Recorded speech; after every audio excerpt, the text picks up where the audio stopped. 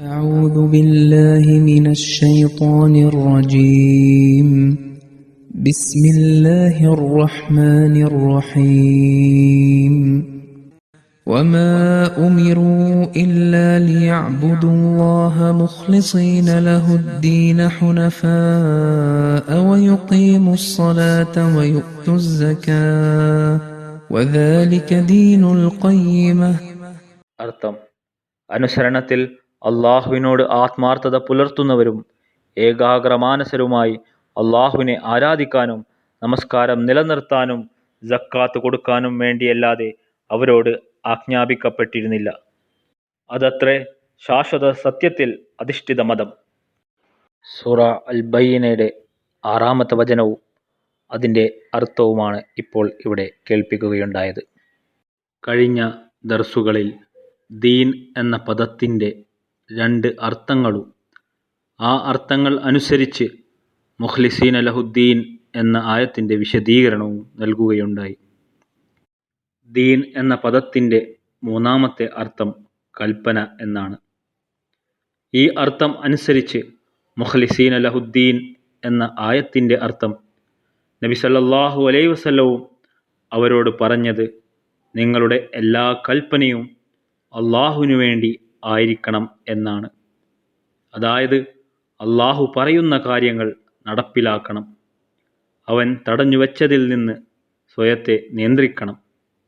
സ്വന്തം സ്വാർത്ഥ ആഗ്രഹങ്ങളെയും ഉദ്ദേശ്യങ്ങളെയും ശരീഅത്തിൽ ഇടപെടാൻ അനുവദിക്കരുത്. ഏതൊരു കാലഘട്ടത്തിലാണ് ഇസ്ലാം വന്നത്, അതിനു മുമ്പ് ഈ ഒരു സത്യത്തെ ലോകം നിഷേധിക്കുകയായിരുന്നു. സർവശക്തനായ ദൈവത്തിൽ നിന്ന് എന്നെയും എൻ്റെ ജനതയെയും നയിക്കാൻ അള്ളാഹുവിൻ്റെ കലാം അതല്ലെങ്കിൽ അള്ളാഹുവിൻ്റെ വചനം വന്നിട്ടുണ്ട് എന്ന് വിശ്വസിക്കുന്ന ഏതൊരു വ്യക്തിയും സർവശക്തനായ ദൈവത്തിൽ നിന്ന് വരുന്ന അത്തരമൊരു വചനം പൂർണ്ണമായും മനുഷ്യ കൈക്കടത്തലുകളിൽ നിന്ന് സംരക്ഷിക്കപ്പെടേണ്ടതാണെന്നും വിശ്വസിക്കേണ്ടിയിരുന്നു. എന്നാൽ ഇസ്ലാം അവതരിച്ച കാലത്ത് എല്ലാ സമൂഹങ്ങളും തങ്ങളുടെ ശരീഅത്തിൻ്റെ കുപ്പായം വലിച്ചു കീറുകയും ദൈവിക മതത്തിൻ്റെ ഒരു തരി മാത്രം അവരുടെ ചിന്തകളിൽ അവശേഷിക്കുകയും ചെയ്തു എന്നതാണ് വാസ്തവം. ഈ ശരീഅത്തുകൾക്ക് സംഭവിച്ച അവസ്ഥ തന്നെ നമുക്ക് ഈ ഒരു പാഠം ഉൾക്കൊള്ളാൻ മതിയാതതാകുന്നു. ഉദാഹരണത്തിന് നോക്കുക, ബൈബിളിൽ പറയുന്നു, അഥവാ ആരെങ്കിലും നിങ്ങളുടെ ഒരു കവിളത്തടിച്ചാൽ നിങ്ങൾ മറ്റു കവിളും അവർക്ക് കാണിച്ചു കൊടുക്കുക എന്ന്. എന്നാൽ ഈ ഒരു നിർദ്ദേശം ക്രിസ്ത്യാനികൾ ഇന്ന് എത്രത്തോളം പിൻപറ്റുന്നുണ്ട് എന്ന് നോക്കുക. ഹസ്രത്ത് ഖലീഫത്തുൽ മസീഹ് സാനി റളിയല്ലാഹു തആല അൻഹു പറയുന്നു, ഒരു ക്രിസ്ത്യൻ ഭരണകൂടത്തിൻ്റെ പ്രദേശത്തിൽ ഡൈനമൈറ്റ് ബോംബുകൾ വർഷിച്ചപ്പോൾ അവർ ക്ഷമയോടെ ഇരുന്നില്ല. മറിച്ച് പ്രതികാരത്തിന് ആറ്റം ബോംബ് കണ്ടുപിടിക്കുകയുണ്ടായി. പിന്നീട് അവർ ഈ കാര്യങ്ങളെല്ലാം ശരീഅത്ത് അനുസരിച്ച് ആണ് എന്നും വിശദീകരിക്കുകയുണ്ടായി. ഈയിടെ ഹുസൂർ തിരുമനസ് പറയുകയാണ്, ഈയിടെ ചർച്ച് ഓഫ് ഇംഗ്ലണ്ടിലെ പരമോന്നത പുരോഹിതൻ ആറ്റം ബോംബും ദൈവത്തിൻ്റെ അടയാളങ്ങളിൽ ഒന്നാണ് എന്ന് പറഞ്ഞുകൊണ്ട് തൻ്റെ കീഴിലുള്ള ഒരു പുരോഹിതൻ്റെ മുഖത്തടിച്ചു. കാരണം ആ കീഴിലുള്ള പുരോഹിതൻ ഈ ബോംബിൻ്റെ ഉപയോഗത്തിലൂടെ നേടിയ വിജയത്തിൽ താൻ സന്തോഷിക്കാൻ തയ്യാറല്ല എന്ന് പറയുകയുണ്ടായി. ഇതാണ് ഇവരുടെ സത്യാവസ്ഥ. അതുപോലെ തന്നെ നോക്കുക, ഞാൻ മൂസയുടെ നിയമം നിറവേറ്റാൻ ആണ് വന്നിരിക്കുന്നത് എന്ന് ഈസ പറയുകയുണ്ടായി. എന്നാൽ ഇന്നത്തെ ക്രിസ്തുമതം മൂസയുടെ നിയമം പൂർണ്ണമായും ഉപേക്ഷിച്ചിരിക്കുകയാണ്. മറ്റ് പുസ്തകങ്ങളുടെയും കാര്യവും ഇതുതന്നെയാണ്. അവ വളരെ വികലമാക്കപ്പെടുകയും മാറ്റപ്പെടുകയും മനുഷ്യ സങ്കല്പങ്ങൾ അവയിൽ കലർത്തി അവയുടെ ആകൃതി വികലമാക്കുകയും ചെയ്തു. അതുകൊണ്ട് ഇന്ന് നമുക്ക് ഉറപ്പോടെ പറയാൻ കഴിയും, മൂസയോ ഈസയോ അതല്ലെങ്കിൽ കൃഷ്ണനോ സ്വരാഷ്ട്രീയനോ ഈ ഭൂമിയിലേക്ക് അഥവാ തിരിച്ചു വരികയാണെങ്കിൽ അവർ വിശുദ്ധ ഖുർആനിൻ്റെ അടുത്തേക്ക് ഇത് നമ്മുടെ പാഠങ്ങളാണ് എന്നും പറഞ്ഞ് ഓടിയെടുക്കും.